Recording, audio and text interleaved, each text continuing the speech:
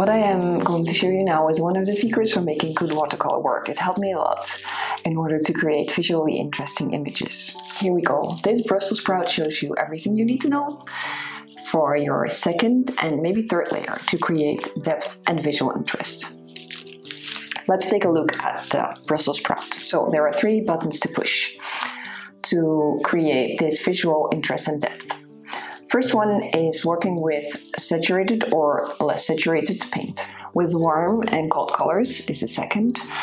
And third is playing with high and low levels of detail. So before you make it too complicated, let me explain you this. Looking at the top of the Brussels sprouts, if you were to think in 3D, these leaves will be further away from the viewer than the leaves that are around the midsection and that are pointing towards us.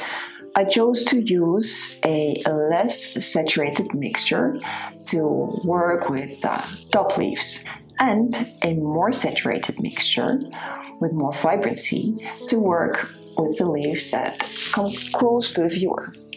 So that's one. Second is warm and cold colors. Cold colors appear to be further away to the eye, while warm colors appear to be closer to us. You can probably recall an image of mountains, or maybe you have been in the mountains, that the further away, the mountains further away have this grayish tone very far away. And the closer the mountain comes to you, the more green and intensity you actually see. That is something to keep in mind, even with these small works that we do. So looking at the Brussels sprouts, the leaves that come towards us have very warm colors. There's even some yellow in it. And the leaves that are furthest away from us, again at the top, they have much cooler tones. There are more purple tones and there's more blue mixed into the green. Then last, high and low levels of detail. High levels of detail appear to be closer to us, and low levels of detail appear to be further away from us. Think of the mountain again. So mountains very far away, you just see the contours, just the edges.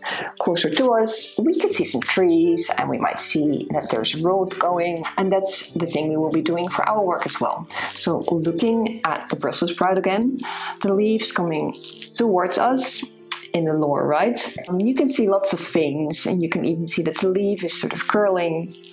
And looking at the leaves further away from us, for example in the top again, you can see that there is not the same level of detail. Not all veins are shown and not all curves and bends in the leaf are actually painted. Let's give it a go for ourselves.